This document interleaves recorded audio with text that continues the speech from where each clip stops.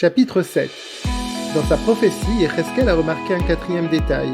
En plus de la tempête, des nuages et des éclairs, il y avait une petite lueur, Noga en hébreu. C'est la Klipat Noga. Comme nous l'avons expliqué dans le premier chapitre, notre âme animale tire sa vitalité de cette Klipa. La Klipat Noga est aussi à la source des animaux, de la nourriture cachère, de tout ce que nous faisons et même de nos paroles permises. Si la Klipat Noga concerne tout ce qui est permis, en quoi cela est-il un obstacle, une écorce, qui nous empêcherait de voir la présence divine?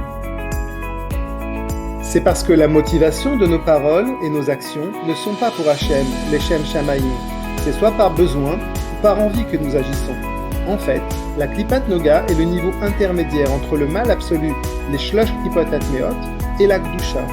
Nous pouvons nous servir de cette Klipa en faisant ressortir la lumière divine qui est cachée dans le monde matériel. Par exemple, le Shabbat, la nourriture que nous consommons est comparée à un sacrifice offert à Hachem. Rabbah, lui, utilisait les blagues avant chacun de ses cours pour ouvrir l'esprit de ses élèves. Ainsi, le potentiel qui existe autour de nous peut être réinvesti dans la Kedusha, la sainteté. Grâce à ceci, nous pouvons maintenant mieux comprendre deux termes fondamentaux dans le judaïsme. Assour veut dire interdit. Profondément, cela signifie attaché, emprisonné. Alors que mutar, qui veut dire permis, profondément, cela signifie que nous pouvons libérer les étincelles de divinité qui sont emprisonnées dans la matière. Si un des 365 interdits a été enfreint, il y aura forcément des conséquences.